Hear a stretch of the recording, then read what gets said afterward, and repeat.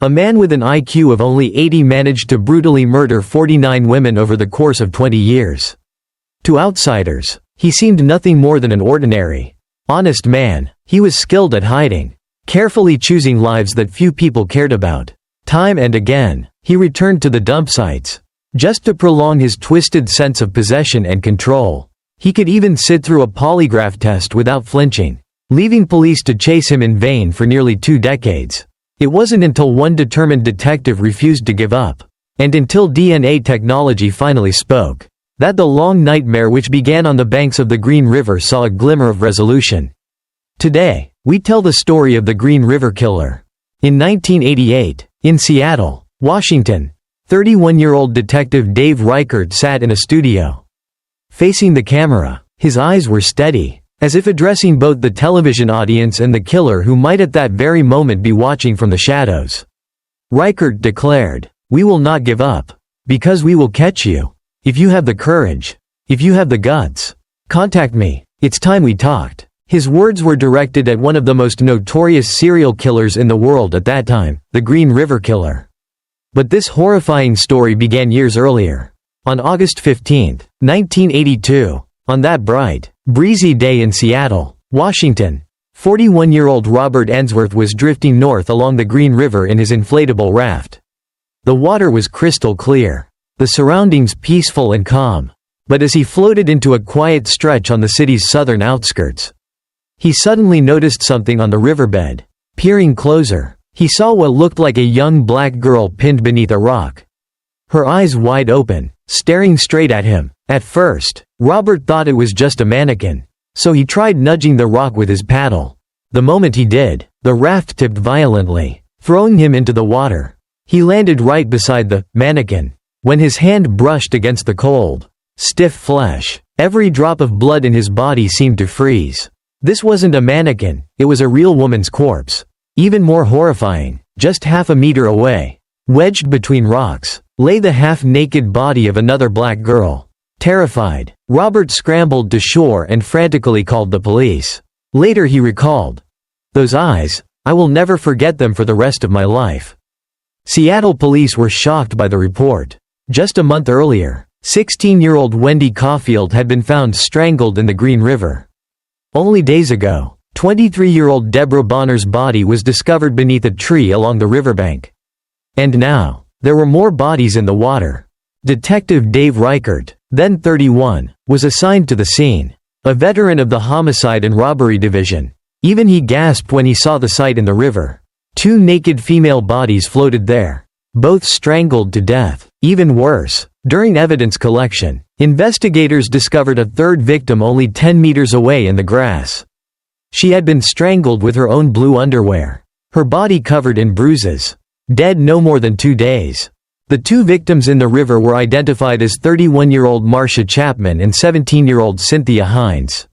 The girl in the grass was 16-year-old Opal Mills. Adding them to Wendy and Deborah, that made 5 young women murdered in just 2 months near the Green River. Reichert immediately realized they were dealing with a cold-blooded and cunning serial killer. The police quickly formed the Green River Task Force, with Reichert as its leader. But the killer lurking in the shadows did not stop. On September 15, 1982, 18-year-old Mary Meehan, 8 months pregnant, vanished while out for a walk. On September 20, 15-year-old Deborah Estes also disappeared. Just days later, on September 26, 16-year-old Linda vanished without a trace. By the end of 1982, 16 women had either gone missing or were confirmed dead. Yet the investigation made no real progress. Victims kept appearing, but police still had no clue who the killer was. Seattle residents grew furious, accusing the police of incompetence.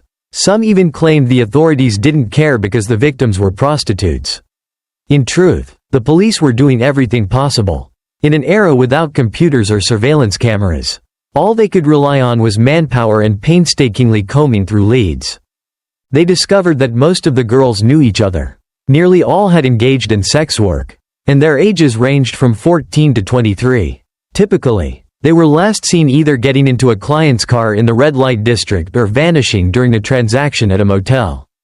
Because sex workers were highly mobile, disappearing for days at a time was not unusual. As a result, cases often went unreported until it was too late. The police had no choice but to launch a sweeping investigation across all entertainment venues between South 139th Street and South 272nd Street in Seattle. Over time, they pursued 47,000 leads and screened nearly 4,000 suspects. Yet came up empty-handed. Desperate, the police turned to the FBI for help. Federal agents attempted to lure the killer by sending undercover female officers disguised as sex workers. But the suspect was extremely cunning, as if he had already seen through the ruse, and never took the bait. On May 8, 1983, the body of 21-year-old Carol Christensen, missing for 5 days, was discovered in the woods near Maple Valley, Seattle. This time, however, the killer seemed to be openly taunting investigators. Her head was covered with brown paper. A fish was placed on her neck and left chest. Her hands were folded across her abdomen with a piece of raw meat set upon them. And a bottle was stuffed between her legs. The body looked staged, as though it were part of a grotesque dinner table display. Even more bizarre, the corpse showed clear signs of having been submerged in river water. Yet it was found in a shaded area far from the Green River. The medical examiner trembled upon seeing the scene and angrily exclaimed, "This bastard is mocking us." By the end of 1983, at least 16 young women had gone missing or were confirmed dead. All linked to the Green River killer. The true number, however, was likely far higher. The police were on the verge of collapse, and the public outcry against them was relentless. Despite their exhaustive efforts, the case remained unsolved. By 1984, the suspected victim count had exceeded 40. At times, police believed they had their man, such as taxi driver Melvin Foster, who became a prime suspect. But while he was under surveillance, new victims continued to appear, forcing investigators to clear him. After 3 fruitless years, the task force saw its funding slashed, and the unit nearly disbanded, leaving only Detective Dave Reichert still determined to carry on. He would often sit alone in his office late at night, staring at the photos of victims spread across his desk, whispering, "I'm sorry, I still haven't found the one who killed you."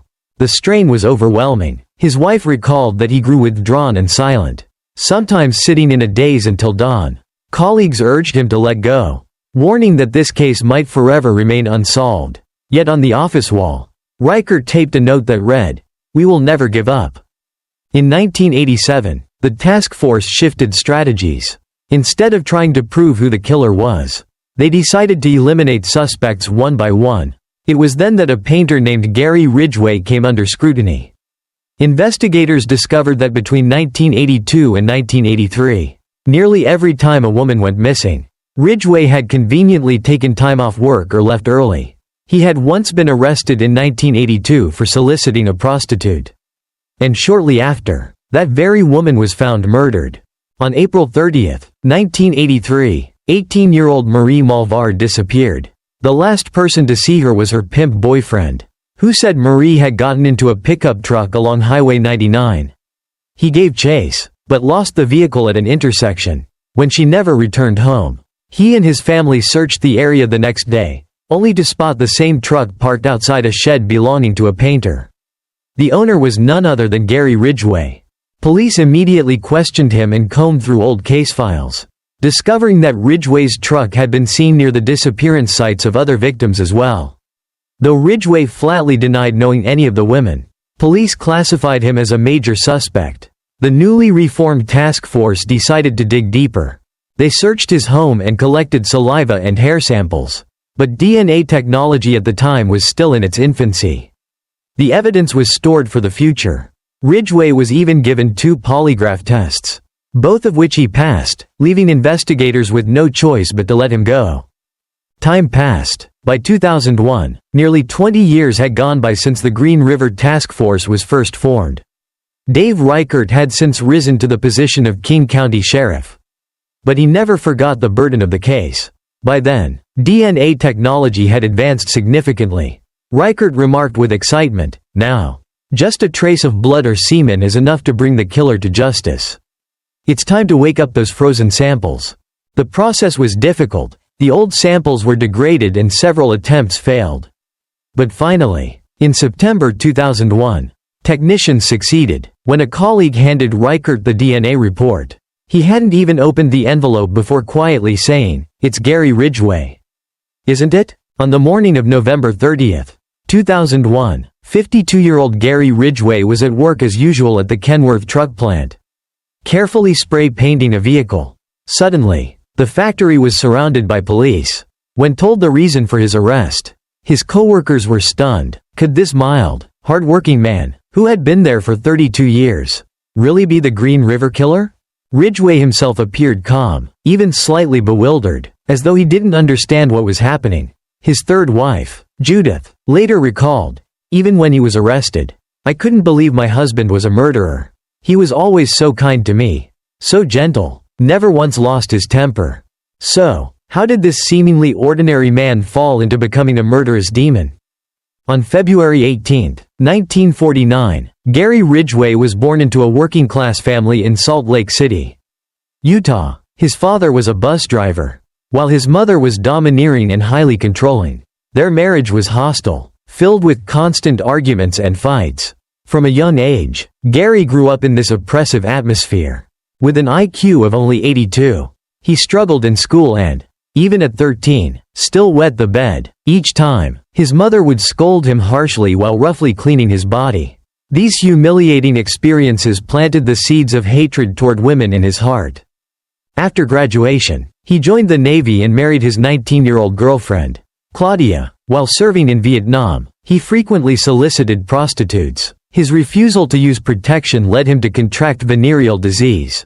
From then on, he developed a conflicted attitude toward sex workers, both dependent on them and deeply resentful. His first marriage ended after his wife's infidelity. In 1973, he married his second wife, Marcia. Later, Marcia told police that Gary had unusual sexual preferences, often demanding intercourse in strange locations, some of which were later discovered to be body dump sites. This marriage also ended in mutual infidelity. By 1985, he met his third wife, Judith Mawson. Strangely, after marrying Judith, Ridgway's murders significantly decreased. Of the 49 murders he eventually confessed to, only 3 occurred during their marriage. He later admitted that it was out of true love for Judith that he managed to suppress his homicidal urges. Judith herself once said, "I think I saved some lives. Because by being his wife, I kept him happy." Ridgway's choice of victims followed a clear pattern, mostly young sex workers and runaway girls. He knew that their disappearances would rarely draw much attention. He would drive his truck through Seattle's Pacific Highway South Red Light District, searching for prey. Sometimes he carried photos of his son to gain trust, saying, "See, I'm a family man, I'm not a bad guy." Once a girl entered the vehicle, he would take her to a secluded spot. During intercourse, he would suddenly strangle her from behind, killing her, then transport the body to remote wooded areas to dispose of it. More disturbing still, Ridgway often revisited his dump sites to commit necrophilia. He later admitted this wasn't primarily for pleasure but rather to reduce his need for new victims, thus lowering the risk of getting caught. To further mislead investigators, he sometimes deliberately left behind items like other people's gum or cigarette butts, and even transported bodies across state lines into Oregon to confuse the investigation. After his arrest, Ridgway remained silent for 2 years. Refusing to confess, prosecutors charged him with 7 counts of first-degree murder. If convicted, he would face the death penalty.